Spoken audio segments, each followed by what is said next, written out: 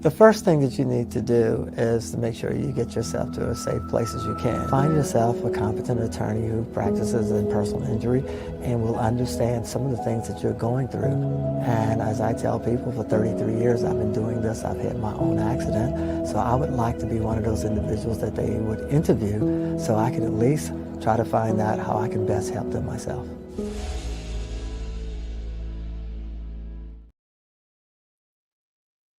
And good evening, everybody. I'd like to welcome you back to Let's Talk Tuesday. You know how we do it every Tuesday night right here from the AKA venue too. That's right. Now, I promise I haven't been drinking. It's cold outside, and you know when it's cold outside, it take a minute for the brain to warm up like an old Ford. You have to get in, kick started, and get it rolling. But we're glad to have you here with us tonight. We have a fantastic show and a fantastic guest with us tonight. And our girl is going to be coming in off that plane, looking all sharp and everything. But you know how we do it. First, we have to give a shout out to our major sponsor, the G Law Firm. As you just heard, if you've been injured, don't fall on. Contact the G Law Firm at 804-226-4111. Remember what I always say, if it's no fault of your own. So if you're walking in one of these stores and you see a banana and you slip on it anyway, that's your fault. So again, the G Law Firm is reliable. They're relentless and they have a great reputation. They've been serving the Richmond community for over 40 years. So their attorneys know what they expect from the other attorneys for the insurance companies and the adjusters. So before you talk to anybody, make sure you go to the website, sign up for a free consultation at glawfirm.com or get them a call again at 804-226-4111. So that is, we done paid the bills. Now we keep the lights on a little bit longer. Thank you, everybody, for being here tonight. And I told you, she fresh. She fresh. Pay no attention, y'all. Pay no attention. What's going on? Hey, how are you?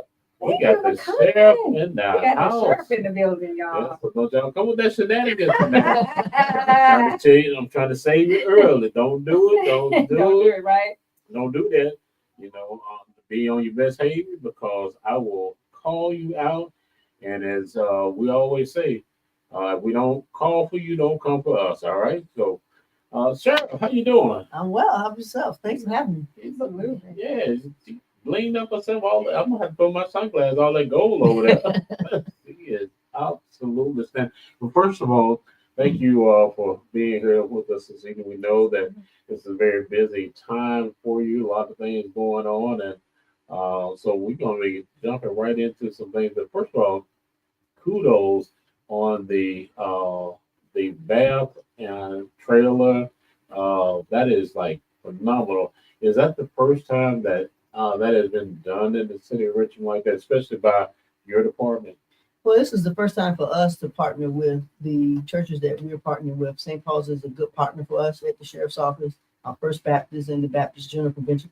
They are good partners for us, and we want to make sure that this is just a start of something that needs to continue. We'll actually be out again on next Wednesday and every Wednesday moving forward to ensure that we can provide that service to the individuals that need it in our community. Can you expound on that, on the services that are provided? Because a lot of people probably say, what we talking about? What services? That's why y'all need to keep up. Go to the page, like the page, follow the sheriff's page.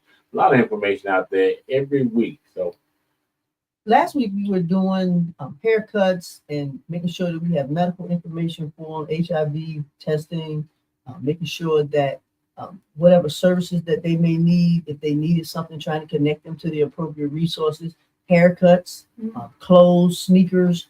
You wanted to make sure that they can feel good about themselves and be in a position to go out, walk the community with the head held up high. It just feels better when you clean and you can Absolutely. can walk around in a nice way, taking a shower, socks, whatever it is that the needs were. But just wanted to make sure also we connect them with resources, trying to see if there's some job opportunities out there for them. There's some mental health services. Those are the types of things we want to connect people with. that's awesome. Now, we're gonna go on beat just a little bit. We know the NCAA women's just wrapped up. Who was your overall pick for the women? My pick was South Carolina. I'm a Gamecocks fan. Don Still is a very good friend of mine, and I rock with them. And unfortunately, they didn't get past it this year. It's hard to repeat, Right. but they have won two in the last 4 years. They've won the SEC for the last 4 years. So we're going to continue to root for her and root for her team and ensure that she can continue to be successful. We're going to push her book that's coming out in May, Uncommon Favors. So we're going to push that and get her in our area. Make sure that she can bless us with that. So we're going to push her as much as we possibly can. And we thank her and her team for a great season. They always do it with class, and we want to make sure that, I shout her out and shout the Gamecocks out for her. She and her coaches did a really good job, and the players really worked hard. They did. I think they're going to bounce back next year. And this will probably, I saw that they're bringing in a young lady. She's in the portal. And I forgot what team she's coming from, but she's like a D1 ball player right now. So that's going to add some instant firepower for them. So have you ever thought about coaching? I coached in a high school team early on when I first came out of school and came back home, and looked at some college coaching jobs. But once I got in the sheriff's office, it was like, this is where I'm gonna be. This is what I'm doing, and I kind of fell into it. And I guess I fell in love with her or something, because I'm still hanging around. And since, as the kids say, since 1988, and they be like, when was that? 1988. That's what the kids say. So I say it a lot now myself. That's all. So in 2019, I did read that you was inducted into the 2019 Richmond Public School Athlete Hall of Fame. Yes. So it's so much stuff out here. I just jotted down like a couple of things that Sheriff has done in 2022. She's a keeper of the Flame Awards in 2022. It's just a lot. It was just so many, because I think it was like 19 or 20 things of accolades that this woman has done. It's just amazing. And I think a lot of people just don't know. But you need to go out and check her out and check her out. Just go out and read the bio. It's amazing to read. Try to do things to make the city proud. I'm a native of the city of Richmond, and want to make sure that the city can be proud of what it is that I'm doing and that being done for the city. I was talking to somebody, and I was told that you were going to be on, and they said, one of the amazing things outside of the work that you've done for the Sheriff's Department is what you've done with the Boys and Girls Club. So many lives that you have touched. How long have you been involved with the Boys and Girls Club? I actually grew up in the Boys and Girls Club. Once we moved out of Creighton Court and we moved into the neighborhood, I've been a member of the Boys and Girls Club ever since.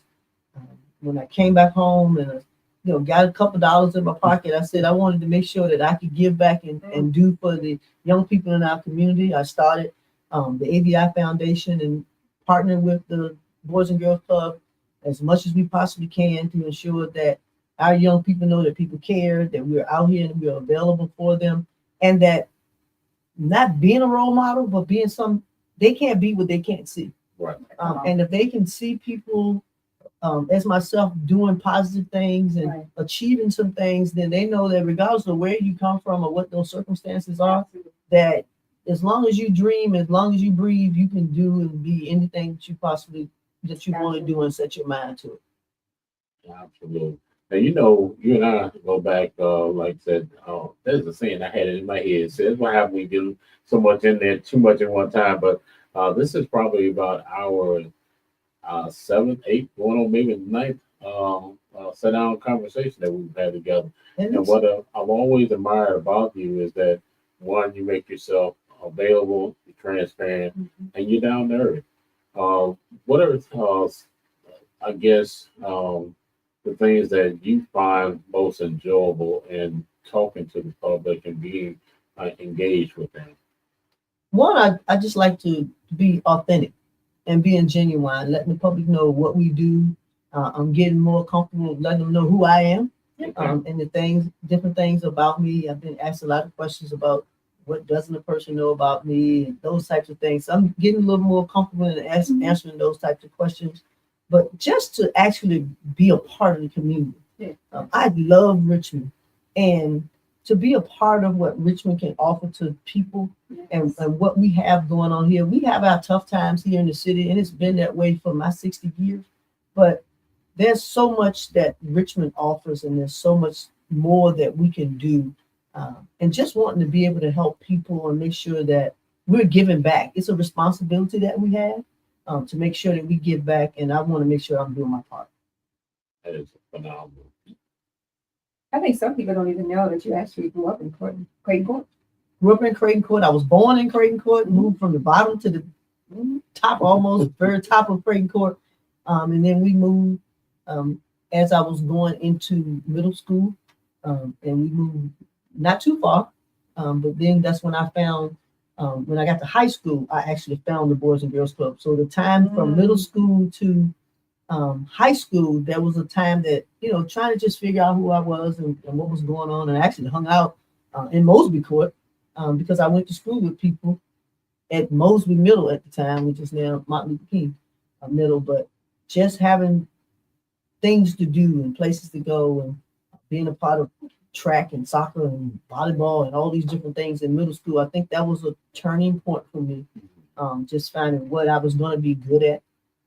Athletically, always been a nerdy little kid, smart and inquisitive, and had a lot of questions about stuff, and always trying to do, the very best I possibly could do to ensure that my family would never have to pay for me to go to school or do any of those things that would be more sacrificial to my family than it needed to be.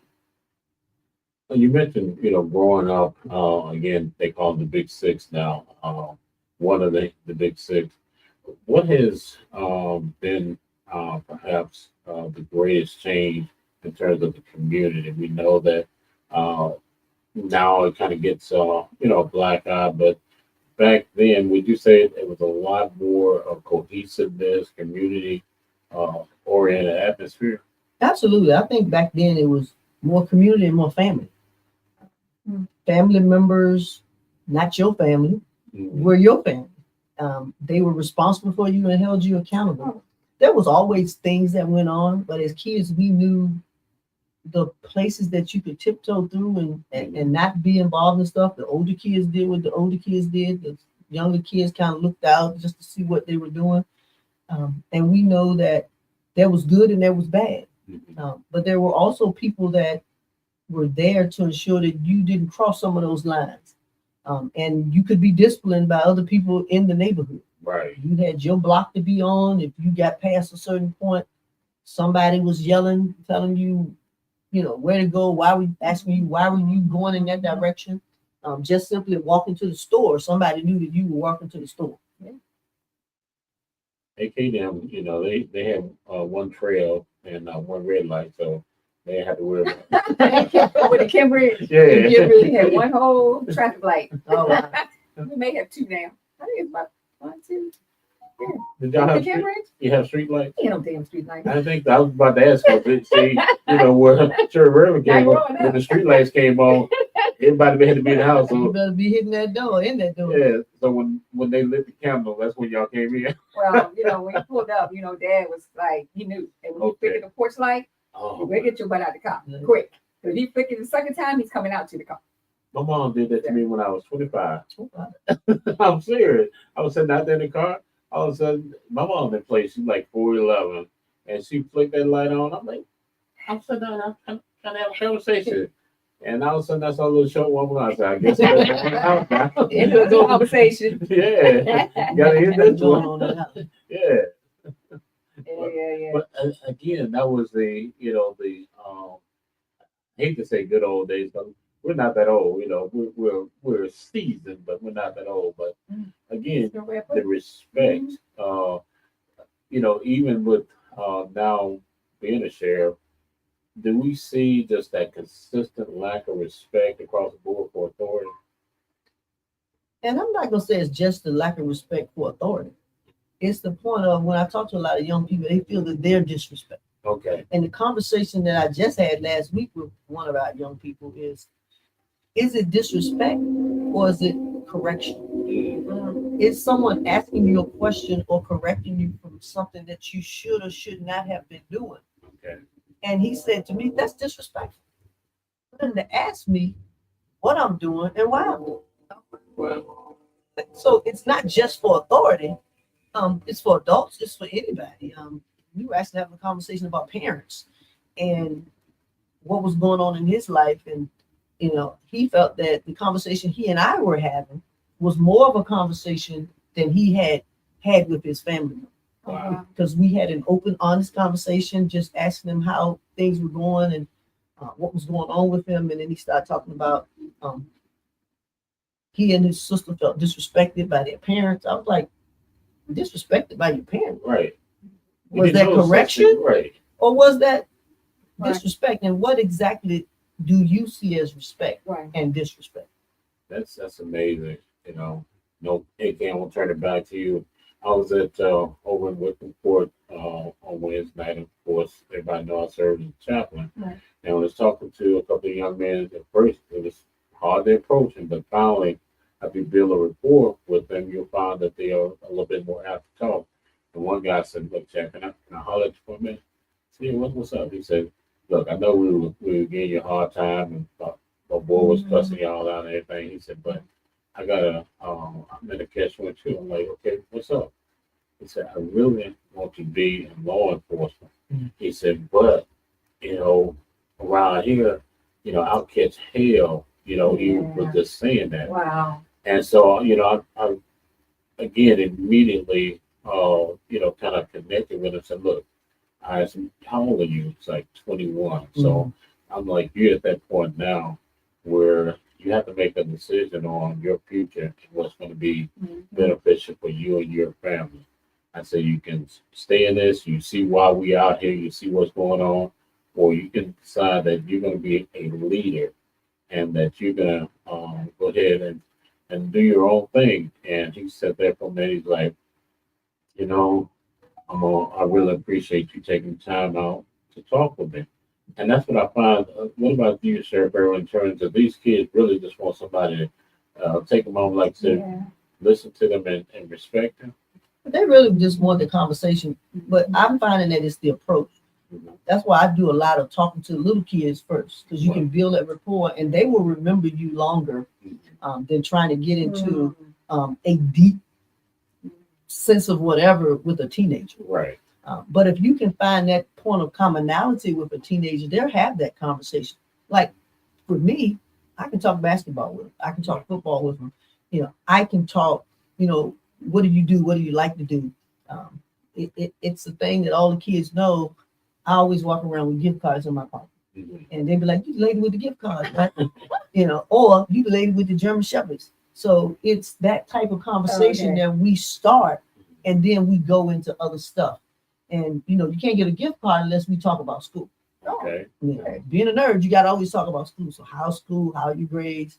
How's things going with your teachers? That type of thing. And we start those conversations. And are you an athlete? Do you like to do this? And what are your plans? Right. We get into what's the future look like? Is this just where you plan to be? And just to talk about the young man that you were speaking of, the difficulty for him at 21 and actually living in work. He has to come home from work. Right. Unless he's able to place himself in a different environment. That goes back to even when we were kids want to tease you for what reason? And with him, it may be more than a tease because he's older. Right. These been my boys. I've been hanging out with them. And now I have them. And they may want to respect the person that is transitioning into their next life. However, how do they feel about you putting on that uniform? Right. I tell people all the time, your friend list is going to get shorter. The people you deal with in your family, the list is going to get shorter. Right. So you have to position yourself to be able to stand for yourself. But if you're in that neighborhood, you have to make sure you and your family is going to be able to survive, because when wrong goes wrong, who are you? When even right goes wrong, who are you? I still live in Church Hill. I live, in our childhood home, and they sell houses in my neighborhood because the sheriff lives here. Okay. they talk I'll about, buy a home where you say they talk about how long I've lived there and the family part of it, Right. the things that we did. And I'm able to talk about the neighborhood and able to do those things. And, that's the thing that he's got to be willing to live that life Yeah. Right. if he's going to live in that same neighborhood. Now, if he lives in a house around the corner, that may be a little different. But if I still live in one of those stacks, then what does that look like Yeah. for me going home? Even if I change at work and come home, they still. Were you urban people that you heard Sheriff says stacks? That's the that's that housing unit that you all pass by 60 miles an hour with the window roll up and lock your doors. Oh, I'm gonna call it like it is. You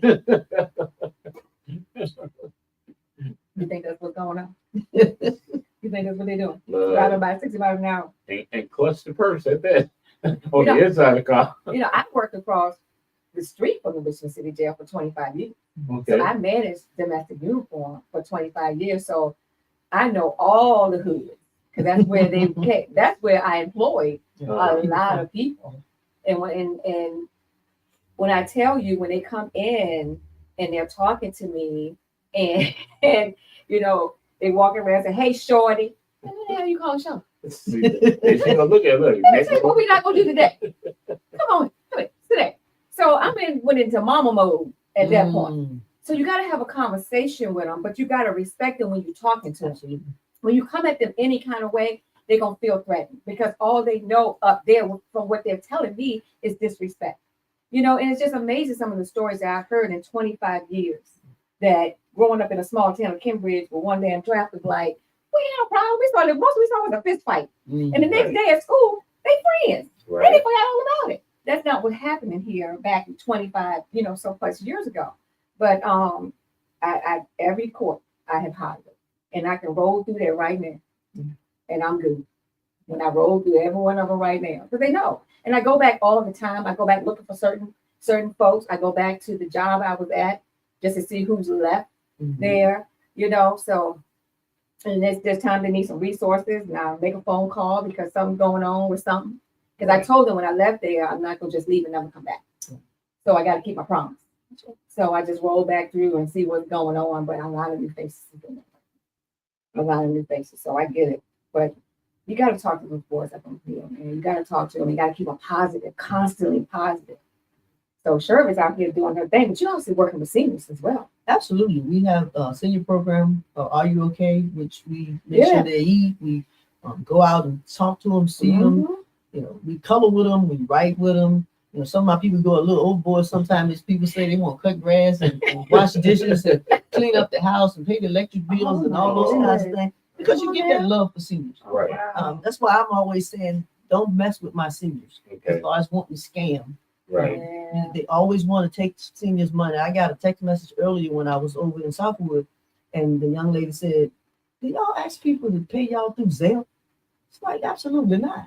They said that she owed them $3,500 because she missed jury duty. And believe me, we will never, I'll look right in, we will never call you and ask you for money because you missed jury duty, you missed court, any of those types of things. We will not call you. We will not call you if you have a warrant and tell you, come turn yourself in. We will not do that. And we will not give you an alternative to not being incarcerated by telling you go get a gift card or any of those things. And they bother our seniors, but now they've stretched it away from our seniors.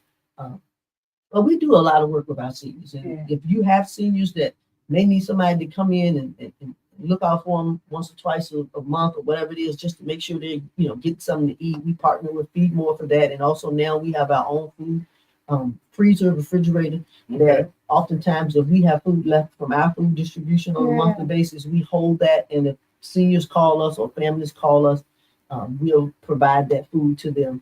But seniors are very dear to me because those individuals are our foundations of our history, our ancestry, how we live, and the foundation for what it is that we do.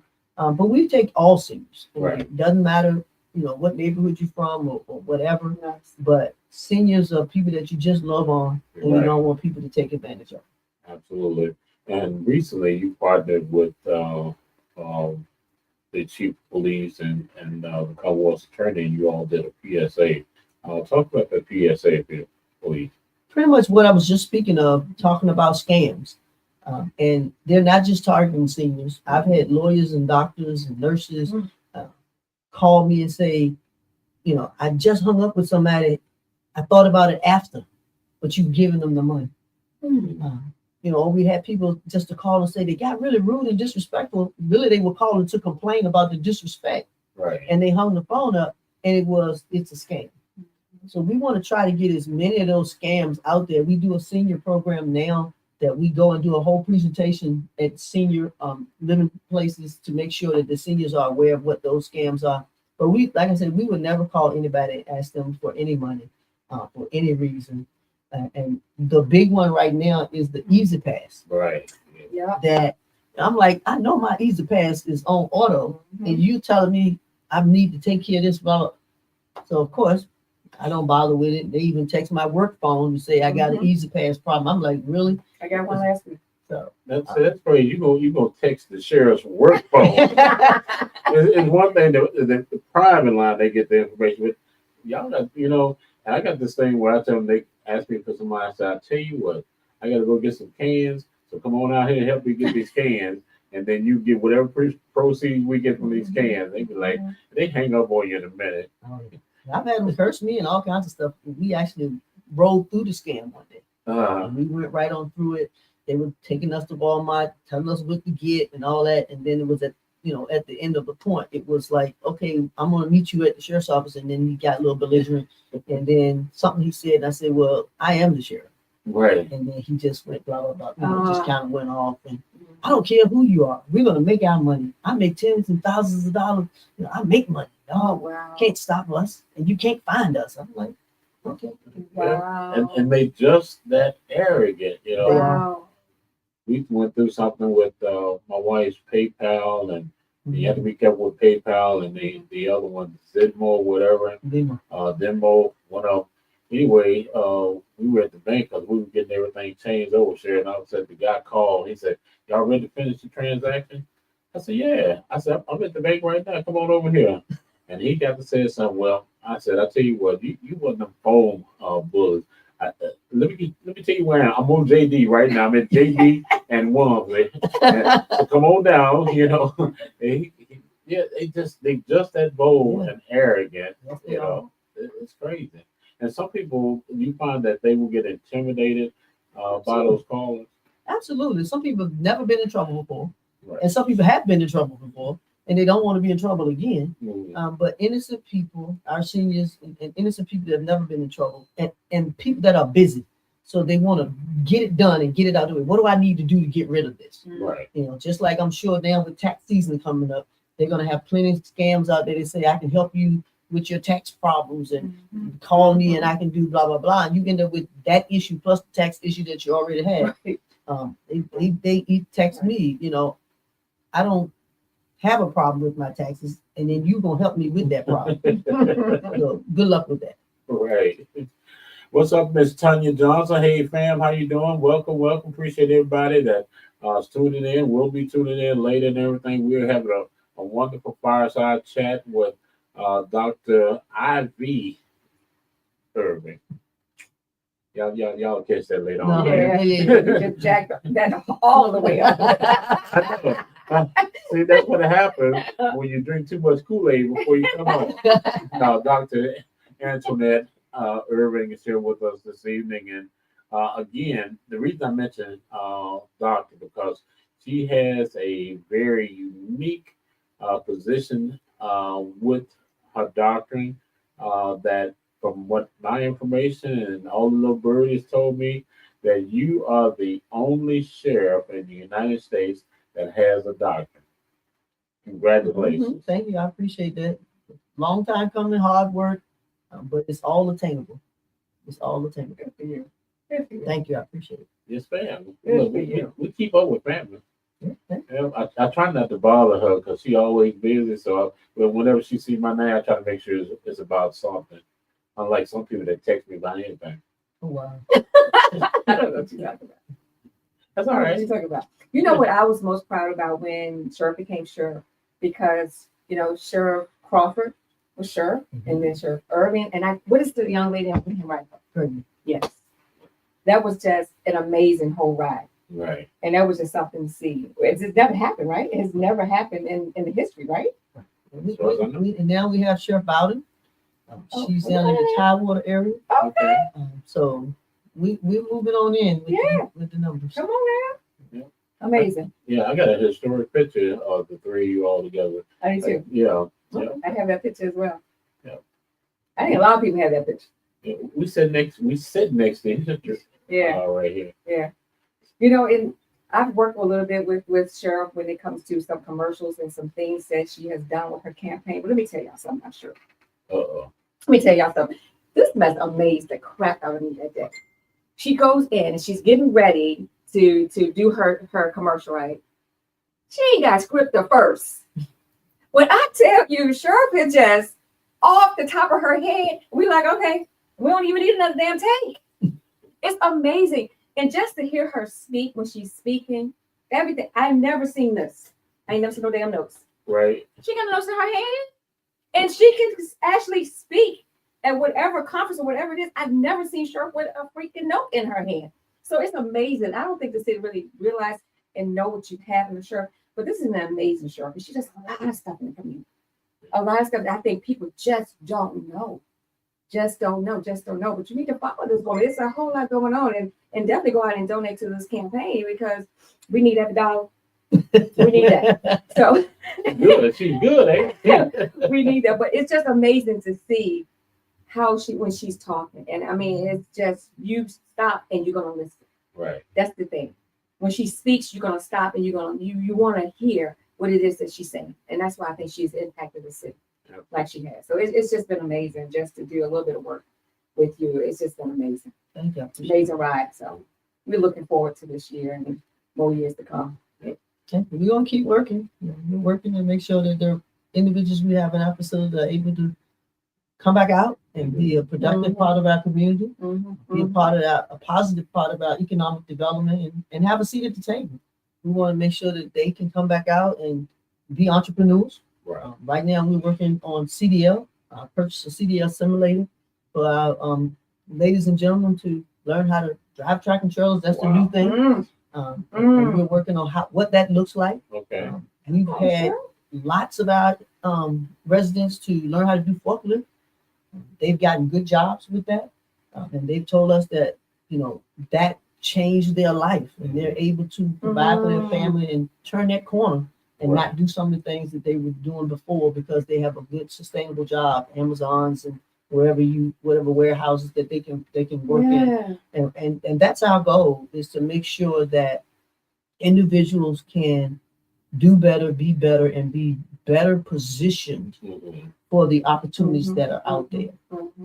We know that people say there are plenty of jobs out there, but does everyone has the same opportunity to get that particular type of job? Right. We're trying to posture people appropriately to ensure that they can do better, they can know better, that they can be a part of their family's growth and development. But if I don't have that confidence in myself that I can be better and do better than I've done, that I don't have that support. I talk to the guys all the time and, they say, we just need our families. We know we've taken them through everything, right? But we still need their support and we still need their love. And they can still be hard on us, but we still need to know that they're there for us. And I tell them, you got to be in a position to tell them that you're thankful for them, you appreciate what they're doing, and you've made some missteps. But at some point, you can't keep telling them that every time. They've got to see the change to know that the change is in you. And we're trying to put people in those positions through the programs that we have. And I said before 2018 came, if I was ever in the position, I want people to be able to go to jail one time if they have to and learn a skill, have a vocation that they can go out and get a good job and start their own business. Not wait till you go to the penitentiary 3 or 4, you have to go to jail 3 or 4 times, go to penitentiary and then learn a skill. Right. That means that it's planned for you to keep getting locked up and mess up and go to the penitentiary. Then we're going to give you a skill to come back out here and try to do better.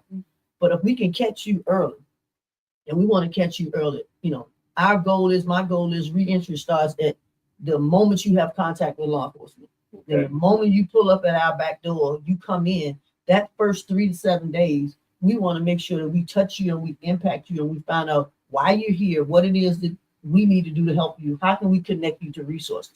That 5 to 7 days period is something that we really have to work on, because a lot of times I don't want to talk to y'all because I'm getting bonded out. Right. A lot of them know they're not getting bonded out, but in their Mhm. mind, they say, I'm getting bonded out, so I'm not going to talk to you. Okay. That first 3 days or so, if I'm detoxing or coming down off of something, I still don't want to talk to you. I'm sick. I don't want to talk. You know, if we allow you to get into population and you get around your friends and people that are like-minded negative, Right. then you're not going to want to do positive. So we try to catch you in those first 7 days, and sometimes we stretch it out to 10. Mm. And actually, I really started thinking about those numbers during COVID. And so how long did we quarantine people? So now it's to the point, how long do we need to keep you away from people that don't want to do right all the time, Right. or don't have your best interest in, because you don't know what your best interest is. So we want to make sure that we can start developing you and letting you know all the programs and all the things that we have. Yes, we have vocational programs. We have the normal substance abuse, substance addiction Okay. programs. We have the, GED and those types of programs. But we want to make sure we have tablet visitation. So we want to make sure that you can get on there. A young man tell me, I'm taking microeconomics. Okay. I said, okay, do what you do. Yeah. And get those certificates and get those credits for whatever Right. it is you need to do. Because every person that's in jail are not in a position where they don't want to do better. Right. Right. They want to improve, they want to, but it's the environment that they're in. But you got to be strong. They've got to be strong enough to say, I don't have time for you right now. I got to do this because I have all these people counting on me. But the first person that they have to worry about is themselves. Yeah. Until you can come to an agreement with you, you can't come to an agreement with anybody else. So it's a mindset. Right. People, it's bad enough that people are incarcerated physically, but until we can get people not incarcerated mentally, there's going to continuously be a cycle that people are not going to know that they can be a better person or the best image of themselves that they possibly can be. Because some people haven't been in an environment that they see any different. Right. Your environment, yes, it does structure you and it develops you and it puts you in positions to think about things, but your environment also puts you in a position to have to make choices. Mm. Will I do this the way I saw somebody else do it, or will I do it better? Will I not do these things because I saw my parent or my sibling do these types of things, or my neighbors? But I have to be strong enough to be able to make those decisions without asking you, is it okay? Mhm. Right. When am I going to ask me, is it okay? Yeah. And oftentimes it's people that's in your household that also creates a problem for you. You love them, they love you, but they may be a part of the problem. I'm a problem, you a problem. How do we fix the problem if we are together being a problem? Mhm. And we have to get that over to the individuals that we have in our facility. And we're working on it. Yeah. But of course, they've got to want that. Right. We can't make them do anything. Like some of the judges said, we're going to make them be in your program. No, you can't make them be in the program either. Mm. But they've got to be ready Yeah. and they've got to be willing Yeah. to be an active, working participant in the program in order to become the best person that they possibly can be. But we want to give them the opportunity for an opportunity. Because it's just an opportunity without the rest of it, I'm not going to be any better than what I was before. Right. And Sheriff, I've heard you be very candid and talk about not just your facility, but facilities all around the country. People expect for, I guess, when people come through that back door, that they're going to automatically change, and that they're not going to be, people always trying the system, always trying to get over the same thing that they were doing a lot of times out in the streets. They are doing, trying to do inside. Can you expound on that a little bit? Because I think people have a misconception that once they enter into any facility, that it's going to be 100%. Everybody's going to do the right thing. It goes back to the mindset. Yeah. If your mind is still doing the same things that you were doing, we are a replication of the community. Mhm. The same things that go on in the community are the same types of things that have an opportunity to go on in anybody's facility. Right. It's just a matter of what type of facility, how big your facility, how many people you have, how many people you have working. Those types of things are going to happen. They have their business and we have our Mhm. business. As they tell us, we're going to do jail Mhm. and you're going to do deputy. Okay. You know, let us do us. Don't do what you got to do and get out of our way. You know, Wow. and some people respectfully say that. You know, it's not like they want to do anything to us or harm us, Right. but oftentimes we're in the way. We're Just in do the they way do. of whatever it is that they're doing, whether they're hustling on a game or hustling on a card, whatever it is that hustle is. If that's all I know and that's all I want to do, then that's what I'm going to do or what I'm going to attempt to do. If someone's trying to do more, like the guy that's taking the classes, I'm not sitting there doing that hustle because I know that, you know, me taking this class and when I get out, it's going to do certain things for me. What I try to push with them is, you know, even if I have to throw out some carrots and say, hey, dude, you need to be in a program, I say simply for the fact, when you go see the judge, you can shuffle all this off on. Right. Because the judge also may be the type of person that thinks you're just sitting there being a knucklehead. But when you sit in front of that judge and you can present yourself as a person that's trying to do better and do right, they can't do anything but say, wow. You know, I had a young man tell me that. He said, I went in there and he was so proud of himself. And he started putting all these certificates off. And the judge changed his mind. Like you could see the judge changing his mind. Now the young lady that says she has like 60 certificates. Wow. And she's every time you go in there, she want to show them to you. Because she's so proud of what it is that she's doing. And she doesn't have time to not do right, even if it's just in our atmosphere. You know, people say, well, they do all that because they're locked up and they can't go about their way. They can. Right. They still can do knucklehead type stuff. Right. It just may result in something different than it would if they were out on the street. Right. So we want to give them that chance and that choice. Right. So sometimes we have to give them that carrot, the carrot of everybody gets their own tablet if you're in a program so that I can talk to my people when I want to talk to them instead of I got to wait for you to finish. Right. And the tablet thing was good when we first got it. Hey, man, you got a call. After that got old, you got a call. I'm going to finish talking to you. You know, so if we have to buy larger televisions for them so that when the games come on, like, wow. Right. You know, you first of all, you're a grown person and you got a small TV that, you know, a lot of us grew up with no TV, so we know what that looks like. But you know, the environment now may not be so much.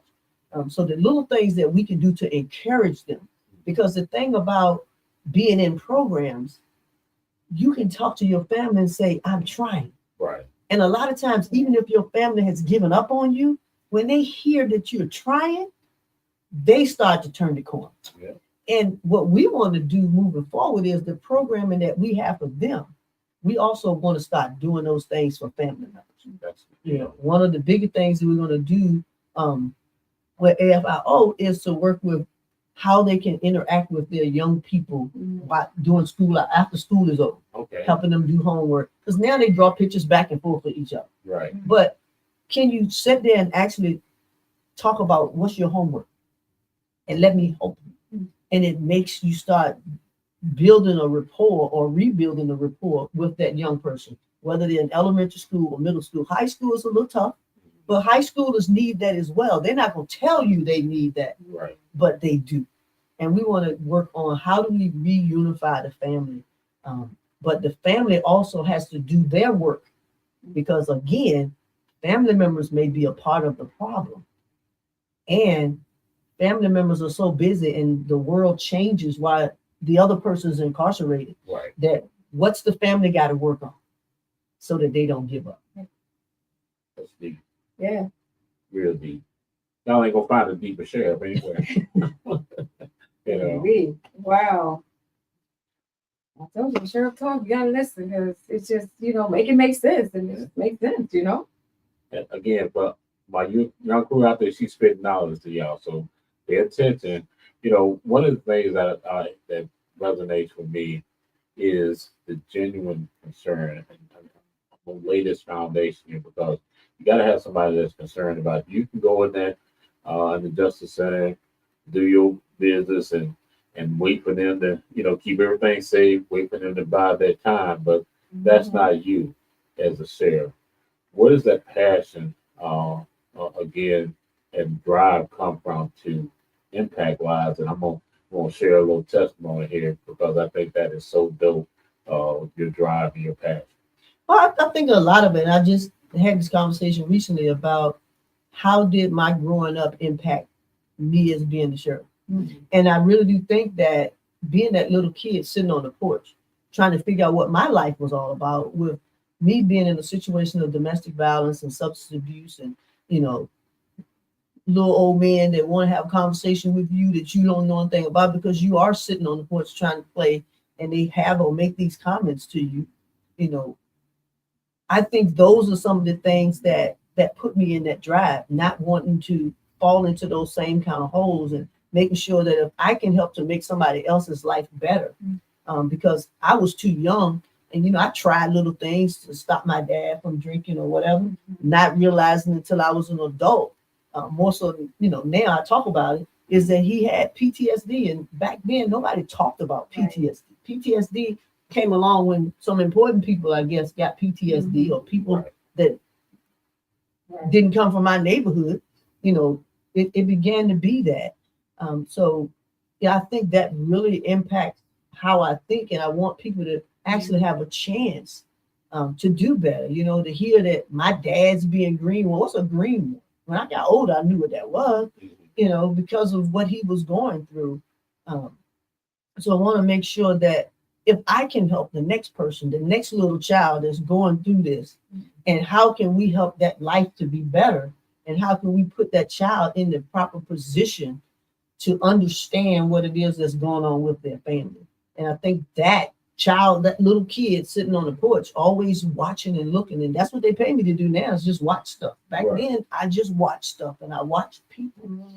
And I wanted everybody's life to be better. I wanted my life to be better. And now I'm in a position to help other people, to help their lives to be better. And I really believe that that's the purpose of where I am and why I'm where I am at this particular time, is to help other people not to have to go through some of the things that I went through. And what does that look like? Every day it looks different. And with every person, it looks different. So what's each of our responsibility? Giving something back. I know Willie Garrett told me years ago, great guy, Shaw grad, and you know, UNC grad, all of those things with him, you know, lawyer from Central, you know, it's our responsibility to give back, you know, so giving back is something we can't afford not to do. That's amazing. And again, to piggyback, you used several keywords. One, you said a chance, and some probably 22 years ago. Probably no, I'm sorry. Let's go back further. About 43 years ago, I made some knucklehead decisions, and I made another knucklehead decision when my PO officer came out, and he could have violated me, but he said, "I see something in you that's greater than who you are right now," and it reminds me of you. That person gave me another opportunity to do some things. And I guess, and then you use the word give back. That is why I pour so much of myself out now, is because somebody gave me an opportunity. What you see now is transformation. Thank God, first of all, the transformation of a mindset, not to want to do those things. But Sheriff, what I want to get to is that, knowing my background, and you've known me a while, you never treated me any different, and I appreciate that. It just goes to a deeper side of you than most people really don't understand. And most people say she's no nonsense. Well, that's for a reason, but Hello. you're a human, and that's what I think a lot of people forget. So again, thank you from the bottom of my heart for always seeing the best of me. And that's what we all should do with everybody. Life is not about judging other people. Have we judged ourselves and what it is that we can do for us? And what we want to do is we want to help people to grow. We're all one decision or one mistake or one turn left or right from being in a bad situation, that we will make a bad decision, and that will turn our whole life around. But we're also one mission or one decision as to making the whole world different. Right. So can we be a positive or a negative? And it goes back to old school math. Which one do we want to be? And how it is that we want to do that. And I've been fortunate enough in my life to be around enough people that have poured into me and continue to watch over me to ensure that I may not make that dumb mistake. Have I made some mistakes in my life? Absolutely. And I'm sure I might make one or two more. I'm not gone yet. But I have to realize that everybody is here for a reason, and we can all learn from each other and we can all grow together. And to judge someone is a bad catalyst that we put out there. And you can't grow if you're always judging somebody else, or just because somebody did this. You don't know why people are in the situations that they're in. Do we want anybody to ever harm anybody or do anything worse? Absolutely not. We don't know why these things have happened. And that's why where we are, we want to try to figure out why these things have happened. We want to get in tune with the trauma that individuals go through. And why do they make decisions that you make? I could have been that little kid on the porch that decided I was going to do something different, that I was going to be a kid that sold drugs or killed people or, did different things to people or took things that didn't belong to me or took things from people, claimed things as mine, and always accuse people of doing things negative. But at what point do we decide who we are and why we are? But first of all, we have to understand who we are and why we are. Regardless of what it is that we go through, but we have to be in touch with what that is. Right. And are you willing to actually find that out about yourself before you go and try to judge somebody else? So, if y'all just not tuning in, the one thing about this show is that you're going to be able to go back to YouTube and check it out later, because we're on our YouTube. We're on Let's Talk Tuesday. We're also on the Cruising radio page. Definitely go out there and subscribe, because if you just not tuning in, Sheriff has spit some knowledge, so we'll make sure that you go back there and soak up all this knowledge, because again, there are people out here that are struggling right now with some things. What you got going on over there, sister? I'm just proud of you. I'm just excited for this election. It's coming up here soon. The primaries is in Joe? June 17th. June 17. We got to get out and vote. We have to get out and vote because there's several folks on the ticket. So we got to definitely get out and vote. But yeah, but I don't think we talked about when you do at the justices, when you do the food, so people would know in case someone is like what time of the month or what month. Outside of the holidays, which is Thanksgiving and Christmas, we do every fourth Saturday. Okay. And we try to start at 9:00, but by people getting in line at 3 and 4 o'clock in the morning, Wow. we try to start as soon as we can pick up our food. Okay. We do pick up some food on Friday, but we also pick up food from one of our partners at the market. We pick up food on Saturday morning. So as soon as we can pick that food up and get our volunteers in to help us pack the food, we try to go ahead and get started, because people are, in the cold months, they're sitting out there in the cold. In the hot months, they're sitting out in the heat. Cars break down. People fall asleep. All kinds of things going on. We want to make sure that our members of the community are safe. So we want to make sure that, once a month we can do our part. And as I said, we have a refrigerator and a freezer compartment now that we can actually, if by chance we have something left, which is a rarity, if by chance we have something left, or if I know that there's a senior that has called me, we can try to hold on to something for a senior to ensure that they can eat. And we don't just have feed more food. We actually purchase food from the market and different grocery stores. And there's also times when if we do run out, I'm the gift card person. So I'll give them gift cards. I've actually taken people up to the market. Okay. If we run out, take them, just go in the store and get your groceries. Because I want to make sure that I know what that feels like. Right. Not knowing, how much of what I was going to eat. Yes, 5 days a week, I pretty much knew what I was going to eat. I can tell you every day what I was going to eat growing up. I could tell you what I was going to wear to school. There were some days I forgot. Right. And mistakenly wore the same thing on Monday that I wore on Friday. And the mean kids would say something about that. Right. And wasn't the most fashionable kid, but life does what it does to you. And then you have to figure out what you're going to do with that for life. Sharon, I have two more questions I have personally. And then we're gonna let you go and relax because I know your day starts real early. Uh, Dispel this myth about that the sheriff doesn't care about the people that come, the residents, because you don't even call them inmates, you call them residents. That you don't care about every single individual in that facility. Well, I don't know about that rumor that I don't or we don't care about the individuals that come into our facility, but we do things with people that, we take care of people. We try to make sure they have the appropriate medical and mental health care. We're working on substance abuse, addiction, and misuse. We're working on those types of things. Again, we're trying to make sure people have the tools and resources that they need to be able to go out here and sustain in life, be their own entrepreneur. I go in, I talk, laugh, and do all kinds of things. I haven't been upstairs the last couple of days. My team did lose. But normally I'll go upstairs and have those types of conversations. The guys played last night, so it was a good opportunity. Today I had to be in and out of the building. So tomorrow is a good day for me to go upstairs and we talk basketball because now basketball is ending and now it's summertime basketball. Right. Where do we go now with the NBA and the WNBA and what that looks like and the WABA that's right here in the city of Richmond? What do we do with that and have those conversations with those guys? They know me or their family members know me. I've grown up in this city. I've been born in this city. I know their family members.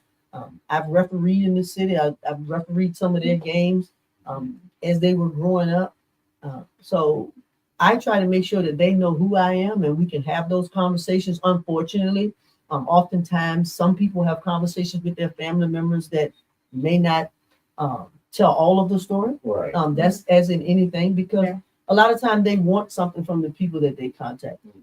And if there is a situation where your family member does call you about something that they feel that they're a need that they're not getting or something they're not satisfied with, we answer calls all the time. A lot of people have my work cell phone number and they call and they'll tell me about what's going on with their family members. And immediately, if I'm at home, I call and say, hey, I need you to do blah, blah, blah. Right. I live in a neighborhood where people come by my house to talk to me about people that's in our facility. Can you make sure this is going on? What is it that? So I'm not sure about the rumor. That rumor may be from someone that just doesn't really care for me, like me, or actually know me. Right. We don't spend time together, so I don't know who that person would be. We all have our good days and our bad days. I try not to dispel any negativity about other people. Right. That's just not me, not what I do. So I don't really care about those type of rumors. I'm just being honest. I don't really care about those things. And if you feel that I'm not doing something that I'm supposed to be doing, be grown enough to come and talk to me about that. Be an adult, be mature. Let's have that conversation. Come in and visit with us. Right. We have senators and politicians and regular people that come in and visit. Now, I'm not going to let you come in and walk the halls when you got family members sitting up in here. Right. I can't do that because I don't want to put a family member in an unsafe situation. Right. Do I allow family members to come in and visit? Absolutely. People call me all the time. Can I visit with someone? Absolutely. Right. But what I'm not going to continue to have people say is that I don't care and we don't care. Maybe you the one that don't care because you're not coming in there and what are you doing for the individuals that are in our facility? Right. What are you doing other than talking? Right. What are you doing other than trying to make somebody else look bad? Right. It's not making you look good because you have whatever your say is. Right. Come and be a part of what it is that we do. And that's whether you in city leadership or you just a citizen of the city. If you have an issue or concern, let us know what it is. Call me personally.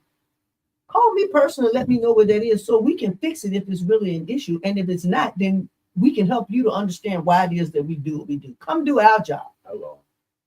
Yeah. Rolling. Like I said, it's so easy. I love the way that you lay that all out because it's so easy to criticize what you don't understand and not trying to understand it as well. As we give a wrap up, not just you personally, but for a lot of sheriffs that are Black and female, do you think that you all are judged more harshly sometimes than say, I get this is a show we keep it real, a male or male white? Well, having come through the ranks and the work of a predominantly male white environment, there were a lot of things that I had to adjust to. People used to always tell me pick my battles as to what it was I was going to be strong about. And I used to always say, what's the battle really for? And if you're going to continue to sit on the sideline and not stand for anything or not stand up for people that look like you and come from where you are, then what's your purpose? It's a tough environment, but you build rapport with individuals. I've built a pretty good rapport with the 123 sheriffs that we have in the state of Virginia, as well as some other sheriffs from different jurisdictions in other states. And it's all about how you communicate with people and you talk to people. But it's a tough environment to break into. Now we have more female sheriffs. We have more female sheriffs of color. So there is a shift, and there are some things that are changing. And we just need to make sure that we're doing things for the right reason, simply because it's the right thing to do. And I know people hear that and they say that, they say, is that so? That's how you have to live. Am I intentionally doing something to make somebody look bad or hurt somebody or whatever? I would never do that. Because I don't want anybody to do it to me or any member of my family. I want to make sure that we can have people be as strong as they possibly can be and be able to walk in a path that's going to make them proud of themselves and their family be proud of them. But as long as we continue to judge other people and want people to be who we want them to be or do things the way we want them to do them, then we're never going to grow as a community. And I like the fact that, having gone through those tough days and those tough times, I felt when I did walk into these shoes and walk in the space that I'm in, that I'm prepared for that. I'm prepared in my purpose, and I'm prepared to take on the challenges that I need to take. Yeah, I was, I didn't bring the bifocal today. Let me see if I can put this up on screen a little bit here. So, and go here. Well, I'm doing this, AK, because I know you said that like you got your you got your contacts in or something like that. Okay. What do you say to that, Sheriff? Do I need to read that? What do I say to people that family members have passed away in the facility? We have those conversations. Okay. I personally talk to family members that may have had someone that passed away, whether it's during my term or someone else's term. I personally have those conversations with family members.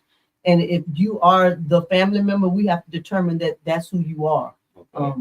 In order to have conversations. We're not able to have all conversations with all people because of different laws that are out there.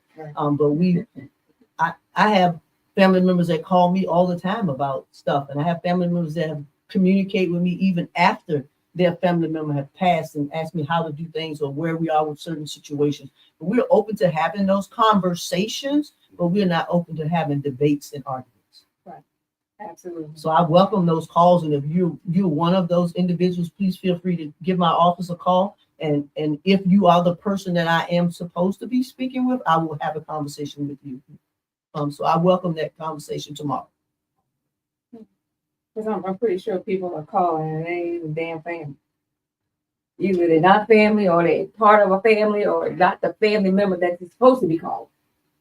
I'm sure you probably get a little bit of everything. Yeah, we get a lot of that. And oftentimes it depends on not just, you can't when somebody's already passed away, but if somebody's ill or something's going on with them, they'll tell us who to call. Okay.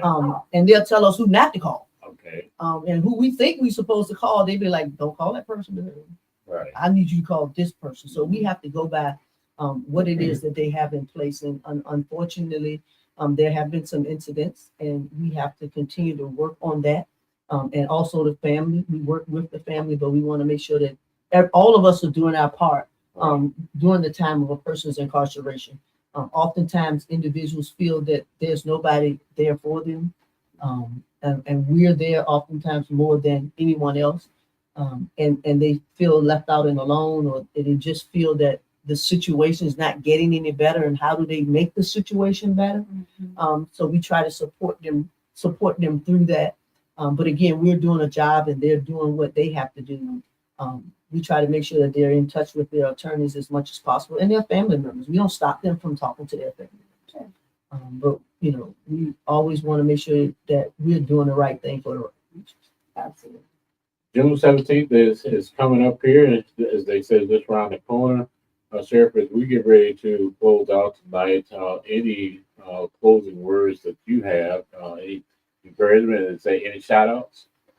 Basically, as you say, the primary election is on June 17th. This is a critical election, not just for me. It's a critical election for the state.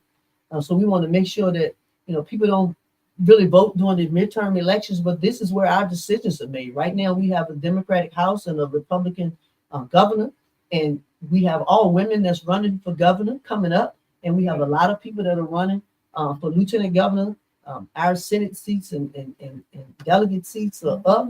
We have some seats that are up all over the state. So we want to make sure that everybody gets out and vote. If voting wasn't so important, they wouldn't continue to try to do things to take us backwards and not allow us or give us an opportunity to vote. We've earned that right to vote, and we want to make sure that we all can vote. We make sure that our individuals that are in our facility, that they are registered to vote, they know how to vote. We give them all those sessions, and maybe they've gotten their rights back and don't know. Soon, hopefully, if things don't continue to roll backwards, that when people finish their time, they will automatically get their rights back. I know that's a goal that's out there, but where we are with the state of America right now, we don't know where that's going to fall. But please get out and vote. I'm trying to make sure that I'm working as hard as I possibly can to continue to be the sheriff here in the city of Richmond. And if not, I'm going to continue to be the person that I am in the city of Richmond and do the things that I need to do with the people that I need to do, and to make sure that we can continue to grow as a community. We can continue to help families to grow and become better and get the aid and resources that we possibly can do. I'm working in God's purpose. And wherever it is that God wants me to land and whatever it is that God wants me to do, then that's what I'm ready and able to do. The hope is that we continue to do the good works that we're doing at the sheriff's office, and we're not perfect, and neither is anybody that's on this show or any other show. We're all working to get to a certain point in life. So we want to continue to work hard, and we want to work hard. I want to continue to work hard for the citizens of this city. And if at any time anybody wants to sit down and have a personal conversation with me about what it is we're doing, how we do what we do, those types of things, please feel free to call my office and set up an appointment, and I'll be more than happy to talk with you. If you don't want to come to the facility to do that, then I'm all out and about. I've been moving since 6 a.m. this morning. So, people always chasing me. So I want to make sure that if you want to catch me out here in the community doing what it is that I do every single day, because this is my city that I've grown up in, and it's my city that I plan to take care of until God takes me away from here. So thank you so very much for having me. I really do appreciate it. And thank you all for listening. I mean, it may not be always what you want to hear, but it is what we have to say at this point in time. But feel free to come out and see me anytime you want. Bless you. I just had I want to say this before we close. I just had a repass here on Thursday, and the young lady who rented the building from me, which I knew, I don't do repasses now. Okay, don't y'all be calling me folks. Okay, so but I had one on Thursday, right? And unfortunately, the mom who passed away, her son was in jail, and she said to me that when she made the phone call to the jail, it was just a lot of kindness when she, they needed to talk about, because they was getting ready to bury this young man's mom. So it was just such kindness, and she said that to me on Thursday. So yeah, we appreciate that, because it's just a really good friend of mine that I allowed to have a repass. Let me make that straight. I don't do repass. Okay. Yeah. I did that one. What are they gonna say? I can do what I want to do. I think that shenanigans is gonna be here in a minute. Yeah, we ain't had no shenanigans today. I've been really good with it. Damn, girl. But it's just the kindness that I noticed over there. at the Justice Center. So we thank you, Sheriff, for coming out, hanging out with us, go out and vote. Where can we go and donate? You can go to Urban for Sheriff. Okay. Any of our social media or web pages or cash apps or all those types of things is Urban for Sheriff. And I say this, we try to work with empathy, not just so much in sympathy. Yes. Right. We try to empathize with the situations that individuals are going through. And again, every day is not going to be a good day, but it's how you approach us oftentimes that may be a result of what it is that you get. Our people are working hard, and I really do appreciate the hard work that our people do. And sometimes, just like on your job, sometimes we just have to give each other a break. Hello. And speak to each other with kindness and ask the questions that we need to ask. And like I said, we're open and we're always there to talk to you. And we're trying to learn how to do a better job at what it is that we do. Because we want to make sure that family members are in a position to love on each other and be able to move on when situations happen that may not be positive. But we also want to make sure that people can move on as they're growing to return back to their families. Absolutely. Absolutely. And one of our faithful, again, Big Will, thank you for tuning in again. Good show. We, again, we have sometimes our shenanigans, but we also try to temper this show where we're bringing you information, we're bringing you people in here that can talk to various things. So we're super excited to have Sheriff Irving back with us again. And every time I call the sheriff, she's been there again, still same transparency, still down there in person. And if you ask her a question, you're gonna get the answer.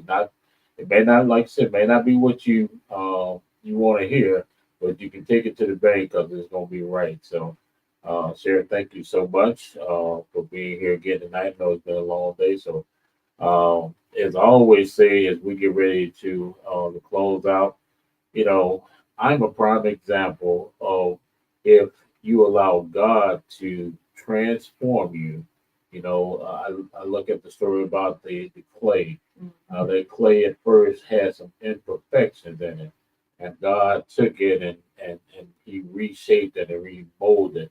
We have a lot of people out here that, again, God wants to reshape you, remold you, and use you for a purpose. And this is my theology here, is that vase was used because what is the vase for?